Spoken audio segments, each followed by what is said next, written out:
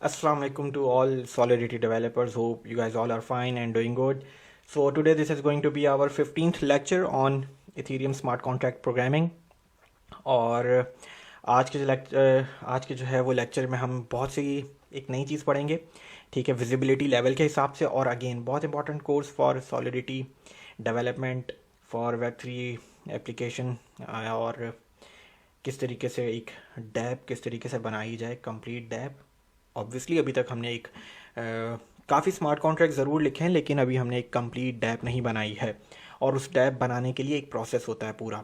Solidity आएगी, फिर हम फ्रंट एंड की तरफ जाएंगे, फिर उसमें बैक एंड में सॉलिडिटी के स्मार्ट कॉन्ट्रैक्ट को इंटीग्रेट करेंगे। तो अभी जो है वो हमें चीज़ें सीखनी है, ठीक है। तो पेशेंस रखें, आराम आराम से सारी चीज़ें सीखेंगे। बहुत अच्छा रिस्पॉन्स आ रहा है, ठीक है। जो भी मैं असाइनमेंट देता हूँ आप लोग बहुत अच्छे से करते हैं और बहुत पैशन से करते हैं, ठीक है। तो ये एक मेरे लिए बहुत जो है ना बूस्ट है, ठीक है। तो अच्छा जी, ये बात हो गई। और जिस तरीके से हर लेक्चर में मैं सबसे पहले जो है वो ग्रुप में जाता हूँ, और लास्ट लेक्चर में जो भी कमेंट्स आए हुए होते हैं या जो भी मैंने असाइनमेंट दिया होता है तो मैं उसको देखता हूँ एक एक करके, और फिर जो है वो हम आज का लेक्चर शुरू करते हैं। तो सबसे पहले ग्रुप में चले आते हैं हम, और बिल्कुल ग्रुप जो है वो ये रहा। तो लेक्चर नंबर 14 में हमने क्या पढ़ा था? हमने इनहेरिटेंस पढ़ा था, ठीक है। और मैंने एक असाइनमेंट दिया था। आई थिंक लास्ट लेक्चर तो मैंने कोई असाइनमेंट नहीं दिया था। सेकंड लास्ट लेक्चर जो हुआ था हमारा, उसमें जो है वो मैंने एक असाइनमेंट दिया था, और उस असाइनमेंट को काफ़ी लोगों ने सॉल्व किया था, ठीक है। और कुछ मैंने सजेशंस दी थी उस असाइनमेंट के सॉल्यूशन के ऊपर, ठीक है। तो वो भी देख लेते हैं।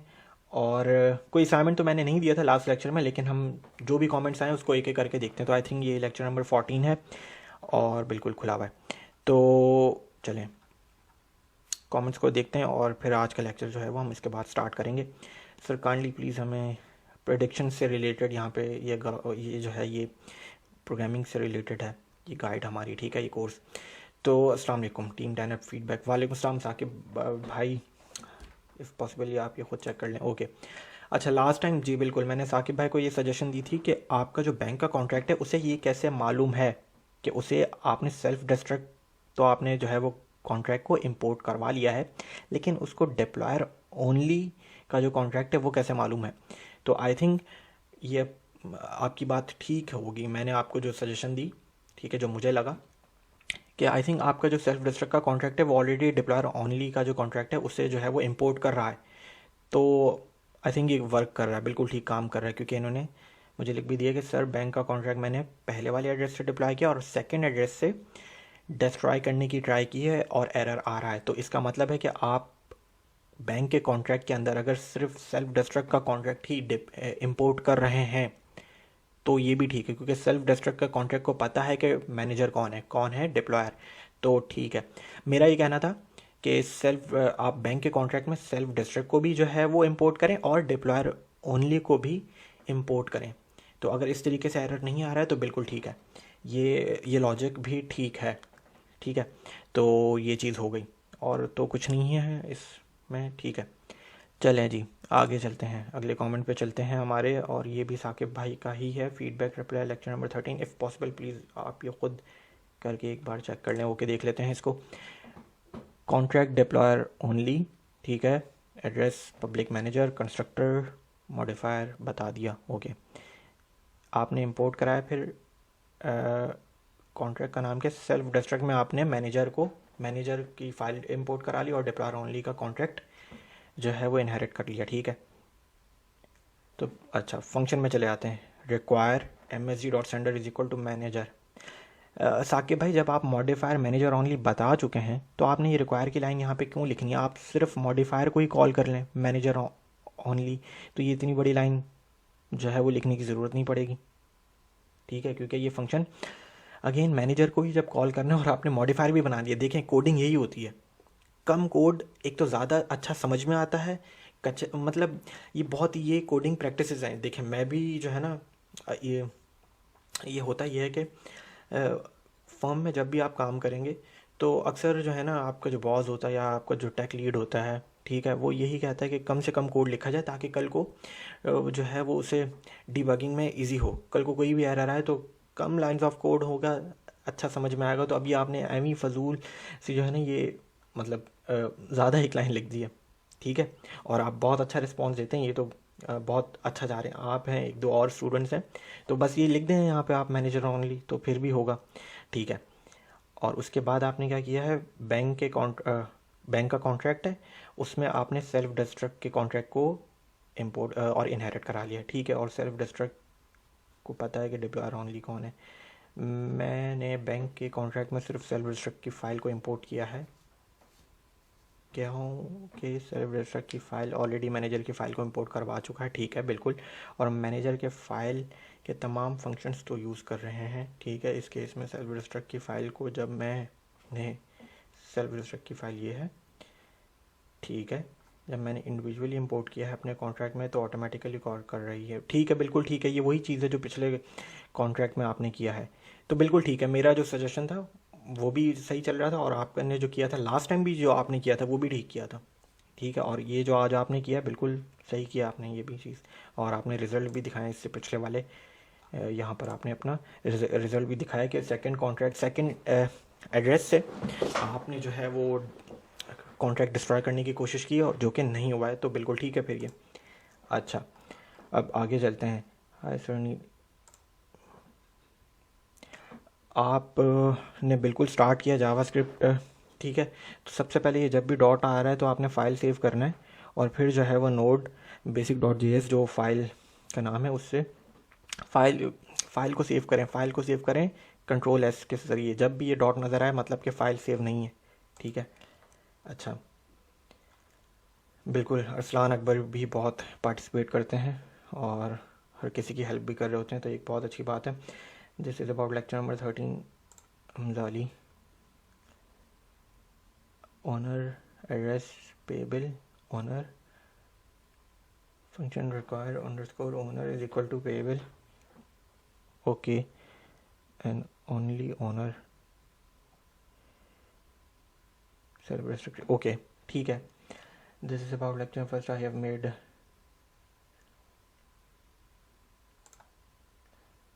I have told owner I already told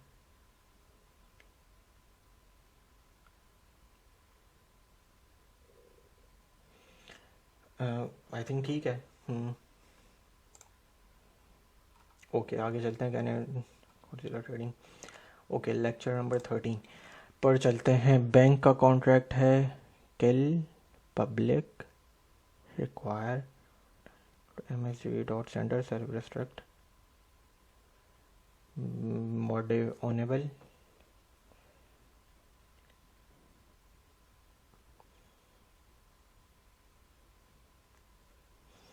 ये कॉन्ट्रैक्ट आपने ऐसा लग रहा है जैसे आपने जो है ना लिख दिया है और आपने थोड़ा सा समझा नहीं है, क्योंकि यहाँ पे आपने फिर रिक्वायर ओनर करवा दिया है और मॉडिफायर आपने यहाँ पे डिक्लेयर कर दिया। वो भी मॉडिफायर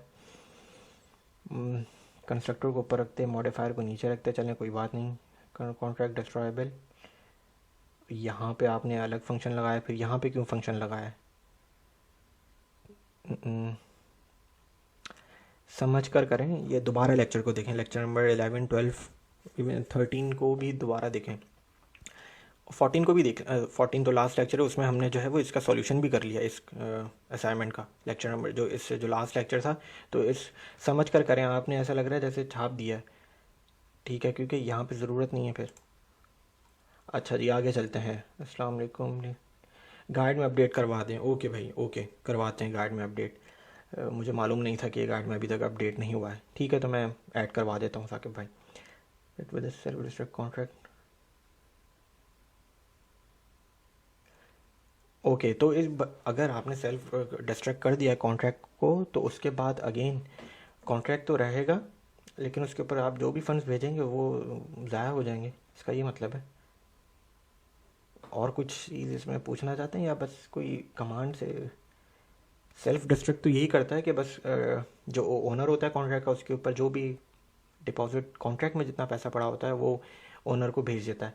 और बाकी जब कॉन्ट्रैक्ट डिस्ट्रॉय हो जाता है तो फिर वो बिल्कुल ही एक यूजलेस कॉन्ट्रैक्ट हो जाता है। अब आप उसके अंदर डिपॉजिट कराएं कुछ भी हो, वो आपके फंड्स लॉस ही होंगे, ठीक है। और आई थिंक अरसलान ने भी यही बताया हुआ है। अस्सलाम वालेकुम सर, आज हम कंपाइलर वर्जन 0.8.15 या 0 करते हैं तो एरर आता है। हाँ okay okay okay okay okay, I think we are using 0.7.5 तो एरर नहीं आ रहा था, ठीक है। लेकिन जब हम 0.8.5 कर रहे हैं तो एरर आ रहा है। और हालांकि देखें कुछ भी ऐसा कोई एरर आना नहीं चाहिए, कोई भी सिंटेक्स एरर आ नहीं रहा है इस कोड में, लेकिन फिर भी ये लाइन आपको नज़र आ रही है। तो बहुत अच्छा सवाल है ये।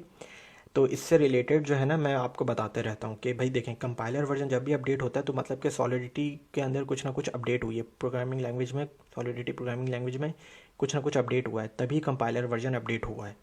क्योंकि कंपाइलर क्या करता है, प्रोग्रामिंग लैंग्वेज को इथेरियम की वर्चुअल मशीन में कर रहा है, हमारी इस हाई लेवल लैंग्वेज को। अच्छा, कंपाइलर वर्जन अपडेट हुआ है, सॉलिडिटी में भी कुछ ना कुछ अपडेट हुआ होगा। तो ज़्यादातर जब भी ये अपडेट होते हैं ना तो सिंटेक्स हो या कुछ और भी अपडेट हो जाती हैं, कुछ टाइप्स अपडेट हो जाती हैं कभी कभार, और ज़्यादातर सिंटेक्स भी अपडेट हो जाता है।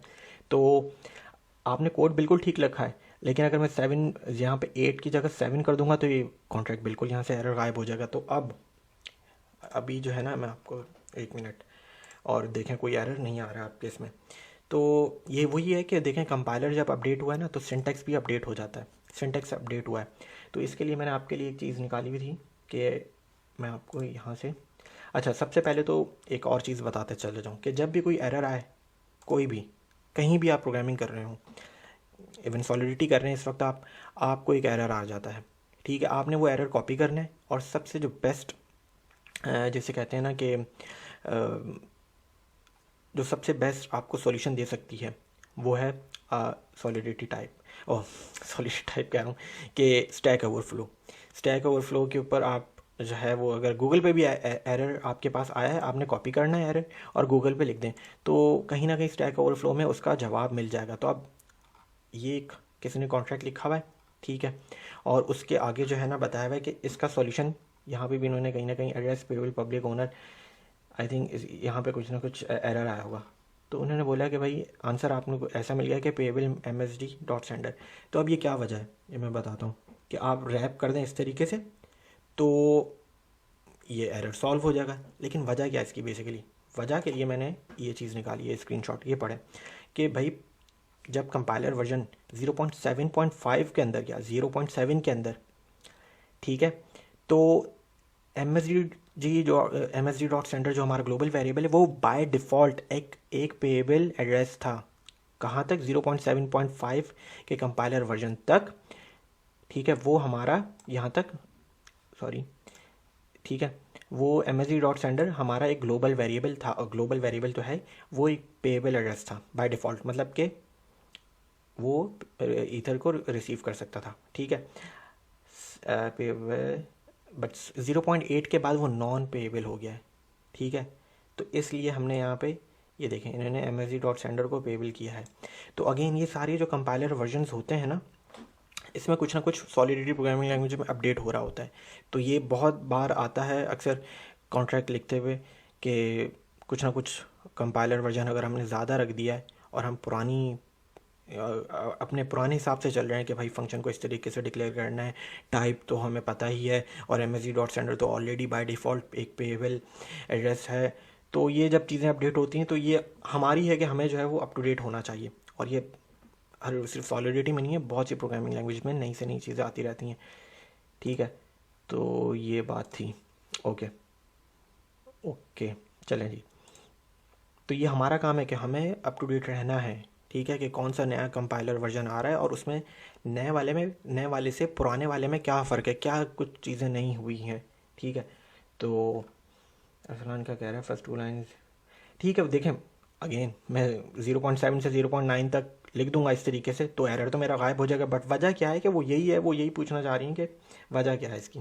तो वजह यही है कि कंपाइलर वर्जन में प्रोग्रामिंग लैंग्वेज अपडेट होती है, टाइप अपडेट हो जाती है, कभी सिंटेक्स अपडेट हो जाता है, ठीक है, तो कभी विजिबिलिटी भी अपडेट हो जाती है। तो ये सारी चीज़ें हमें देखनी पड़ती है कि क्या क्या तो 0.7 से लेकर 0.8 तक ही ज़्यादातर मैं यूज़ करता हूँ, ठीक है, 0.8.5 पर, ठीक है। आई थिंक मैंने वजह बता दी है। और अरसलान का देख लेते हैं। आई थिंक आपने बिल्कुल किल मी डस्ट के कॉन्ट्रैक्ट में आपने ओनेबल से मॉडिफायर जो है वो यहाँ पे इनहेरिट करा लिया है, तो बिल्कुल ठीक है। ठीक है, चलें जी, कमेंट्स हो गए। और क्योंकि मैंने असाइनमेंट नहीं दिया था लास्ट लेक्चर में, तो इसलिए ज़्यादा इतने कमेंट्स भी नहीं आए, लेकिन अच्छा है ये भी कि डिस्कशन हो गई एक थोड़ी सी, और एक सवाल वो अच्छा था कंपाइलर वाला। ठीक है, तो इसी तरीके से डिस्कशन को हम आगे बढ़ाते रहेंगे हर अपने लेक्चर में। तो आज के लेक्चर में हम क्या सीखेंगे? आज के लेक्चर में मैं आपको जो है वो एजेंडा बहुत छोटा सा है, और एजेंडा जो है वो हमारा सिंपल है कि आज हमने क्या पढ़ना है कि सॉलिडिटी बेसिक्स में लेक्चर नंबर 15 है ये, इंटरनल विजिबिलिटी के ऊपर बात करनी है। ठीक है, इंटरनल विजिबिलिटी के ऊपर हमने बात करनी है। और इंटरनल विजिबिलिटी से बात करने से पहले थोड़ा सा समझा देता हूँ कि अभी तक हमने विजिबिलिटी लेवल कौन कौन से पढ़े हैं। हमने पब्लिक पढ़ा है। ठीक है, पब्लिक में आप किसी भी फंक्शन को और किसी भी वेरिएबल को कॉन्ट्रैक्ट के अलावा कोई भी कहीं से भी कॉल कर सकते हैं। ठीक है, कॉन्ट्रैक्ट के आउटसाइड से भी उसे कॉल किया जा सकता है, ये मतलब होता है पब्लिक का। ठीक है, और अच्छा जी, अब आगे चलते हैं। प्राइवेट है, प्राइवेट का मतलब प्राइवेट जो हमने विजिबिलिटी लेवल पढ़ा है कि प्राइवेट क्या होता है कि भाई आप सिर्फ कॉन्ट्रैक्ट से ही एक वेरिएबल को या एक फंक्शन को एक्सेस कर सकते हैं, सिर्फ कॉन्ट्रैक्ट के अंदर तक। जहाँ अगर आपने यहाँ पे मैंने चलें एक काम कर लेते हैं, डिप्लॉय कर देते हैं रिमिक्स, इस मैपिंग से थोड़ा खेल लेते हैं। ठीक है, और आई थिंक एरर आया कहीं, यहाँ पे क्या एरर आया है? ओके, और बैंक में भी नहीं। ओके, चलें जी, डिप्लॉय कर देते हैं और थोड़ी सी बात कर लेते हैं विजिबिलिटी लेवल के ऊपर। ठीक है, तो अब मैं अगर इस मैपिंग को पब्लिक कर देता हूँ, पब्लिक का विजिबिलिटी लेवल करवा देता हूँ और अब डिप्लॉय करता हूँ, तो अब आपको बैलेंस भी दिखा रहा है। ठीक है, कि अब मैं जो भी एड्रेस लिखूंगा उसके अगेंस्ट उसका मुझे बैलेंस आ जाएगा। तो ये विजिबिलिटी लेवल से मैंने खेला है। पब्लिक का है कि आप इस किसी भी वेरिएबल को या किसी भी फंक्शन को बाहर से एक्सेस कर सकते हैं। ठीक है, और प्राइवेट अगर मैं कर दूंगा इसे, तो ये गायब हो जाएगा। कॉन्ट्रैक्ट को ख़त्म करते हैं, दोबारा से डिप्लॉय करते हैं, तो अब आपको बैलेंस कहीं भी नज़र नहीं आ रहा। ठीक है, ये दो तो हमने पढ़ लिए।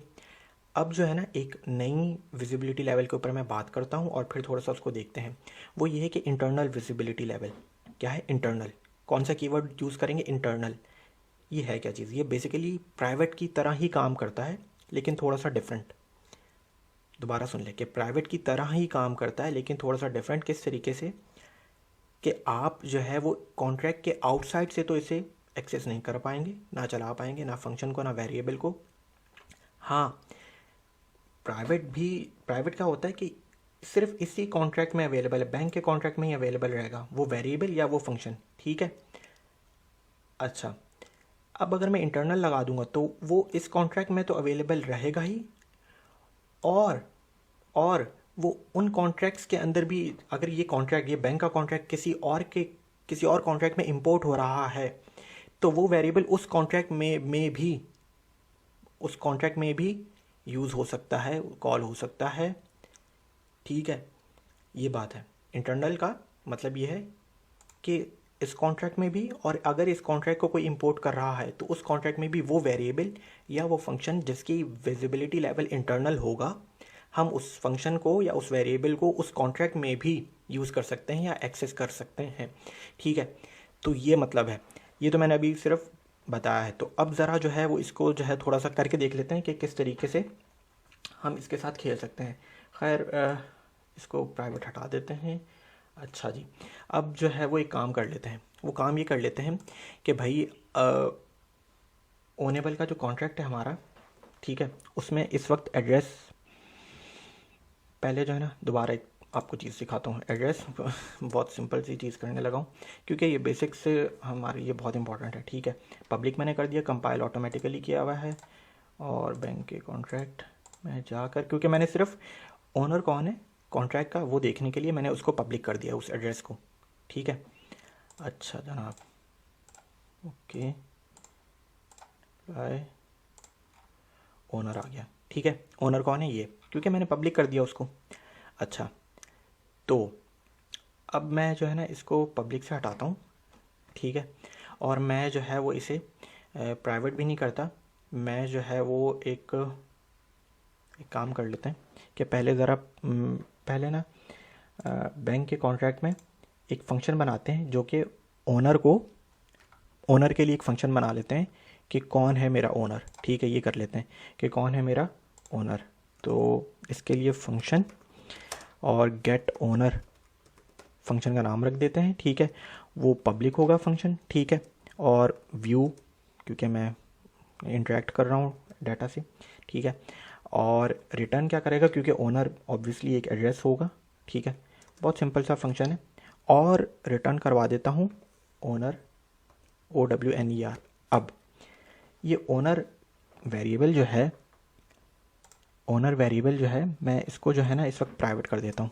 तो अब आप देखिएगा, प्राइवेट विजिबिलिटी लेवल का मतलब ये है कि मुझे उस फाइल में एरर आ जाएगा, क्योंकि प्राइवेट का मतलब ये है कि सिर्फ ये वेरिएबल जो ओनर है ये सिर्फ इसी कॉन्ट्रैक्ट में अवेलेबल है। तो अब मैं बैंक में जाके देखता हूँ, मुझे आ रहा है एरर।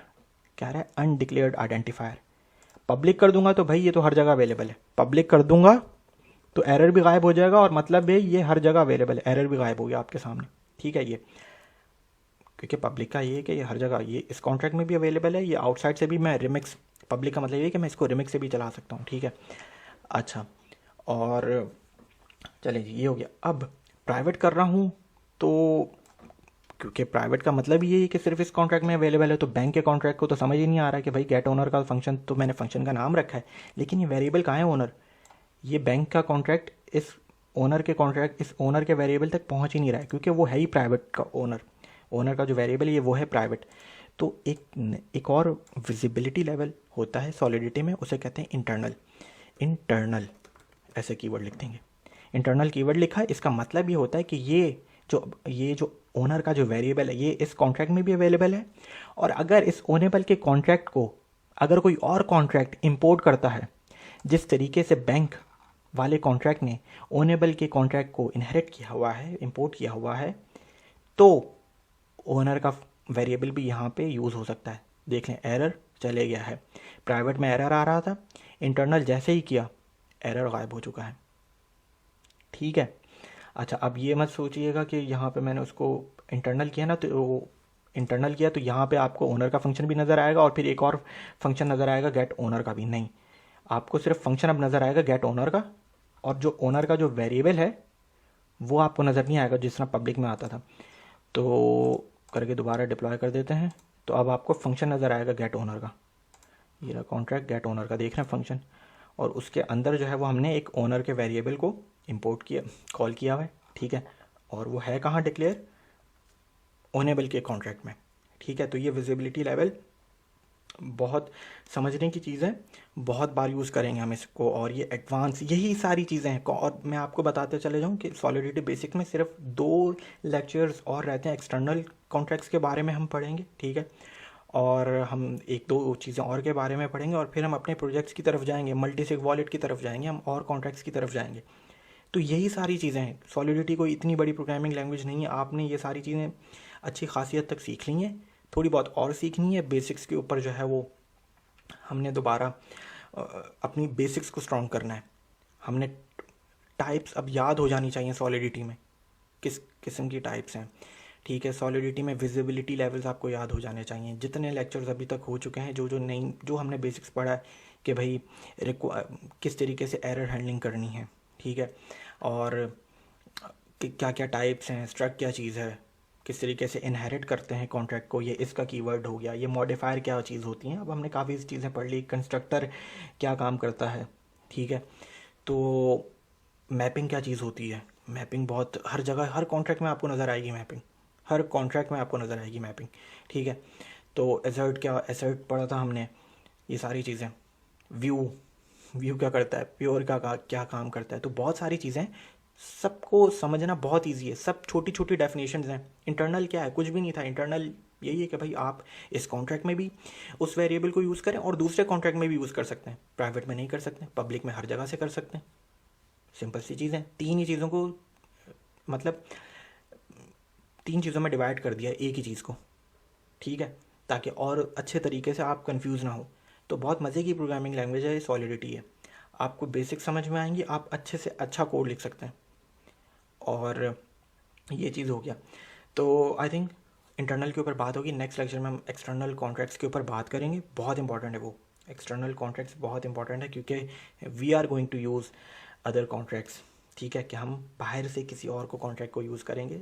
तो ये भी बड़े मज़े का है, और हर कॉन्ट्रैक्ट में हम ये यूज़ होता है जब आप एडवांस लेवल की तरफ जाएं या कोई प्रोडक्शन बेस्ड स्मार्ट कॉन्ट्रैक्ट लिखेंगे, ठीक है। तो ये सारी चीज़ें होगी, बहुत सारी बातें करेंगे नेक्स्ट लेक्चर में।